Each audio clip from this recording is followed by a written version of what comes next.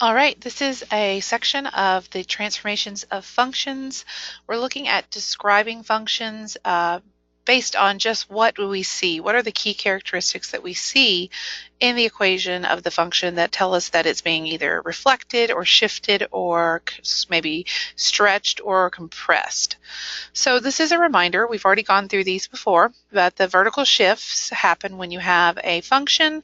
F of x is your parent function, whether that be, x squared or absolute value of x, and you have a constant either added or subtracted at the end. So that means that you have a vertical shift.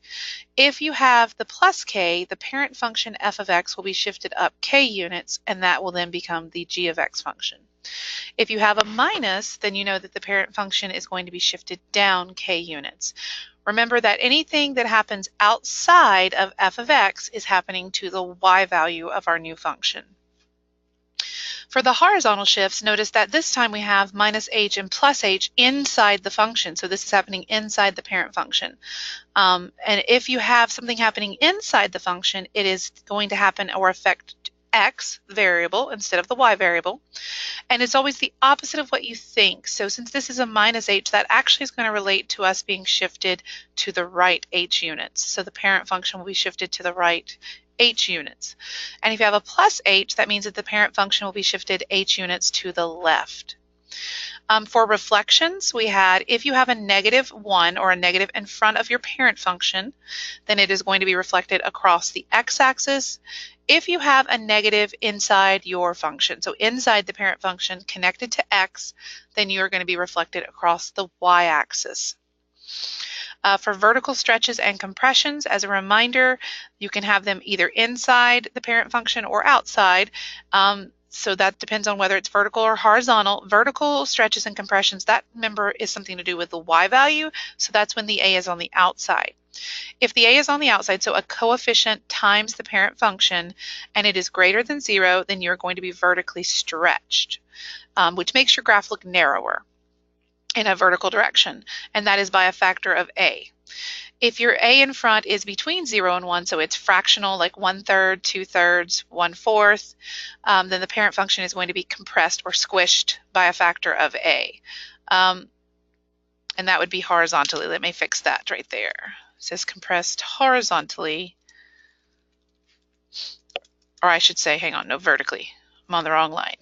Vertically by a factor of a. So that one is, so anytime the a is out front, it is a vertical stretch or compression, and whether it is a stretch versus compression has to do with what kind of number you're looking at for a. Greater than 0, like a 2 or a 3, we said is a vertical stretch. Between 0 and 1, a fraction between 0 and 1 would be a compression of that. And then a horizontal stretch and compression is when your a coefficient is inside the parent function. And if it's inside, remember it affects x, and it's going to, that means it's horizontal, and it's going to be opposite of what you think actually. So when a is greater than 0, you're actually going to compress horizontally by a factor of 1 divided by a. And if you have the a inside and it is between 0 and 1, so like maybe 1/2 x inside the function, then you're going to be horizontally stretching by a factor of 1/a. So that's just a summary of what we've talked about in some of the previous videos, and now we want to look at some descriptions. So all we have to do for these examples is we need to describe the transformation of the function g of x from the parent function f of x. When you do this, you need to make sure that you understand transformations have to be written in an order of operations type format. So anything that happens inside the function should be listed first. Then anything multiplied by the function should be listed second. And then finally, anything added or subtracted should be listed last.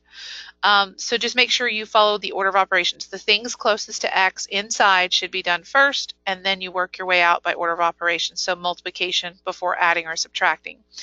Notice there's no anything happening inside here. This is just f of x, but we do have a 2 in front. So my a is greater than 0, and it's in front. So that's going to be a vertical stretch. And we're going to write this in a sentence in just a second. And then at the end, I have a -5, so that's going to be a vertical shift. Okay, this one comes first in our listing. This one will come second. So if we write this in a sentence, we would say g of x So the function g of x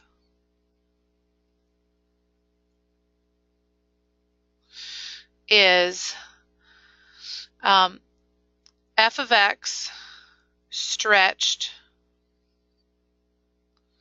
vertically by a factor of 2 and then shifted, you could say vertically, but down actually takes care of that for you. So it's up or down is vertical, so down 5 units. And again, some people will write this sentence a little bit differently, but it has all the key components and in the correct order of operations. So let's look at number 2 really quickly. This one is negative 1/3 f of x plus 1. So notice there is something happening inside first. This is a plus or minus inside, so that means it's going to be a horizontal shift. And we do have 2 things outside. The negative and the 1/3 actually count as different things. This is an A between 0 and 1. So that's going to be a vertical compression this time. Okay. And then this negative out front is a reflection over the x-axis.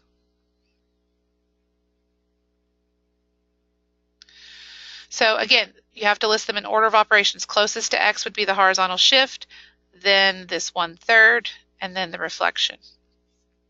So the function g of x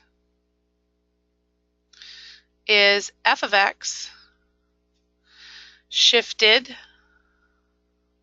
Now remember, with a horizontal shift, you do the opposite. So this is actually going to be left 1.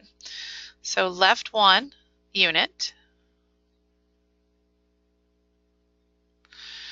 compressed vertically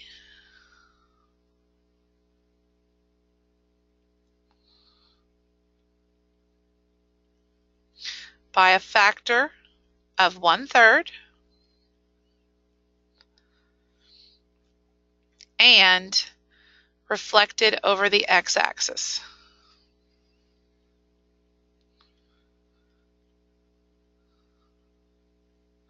Okay, let's look at our final example. This one is g of x equals f of negative x over 4.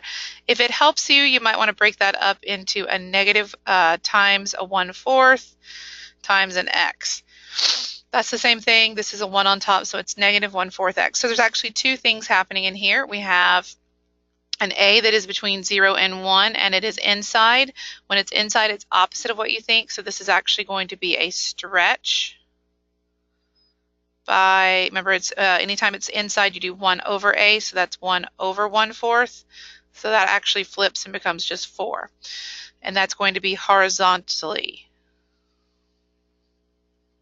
since it's inside. And then this is a negative inside, which means we have a reflection over the y-axis. Okay, so we want to write our sentence. The function g of x is f of x. We're going to do the compression or the stretching first. Stretched horizontally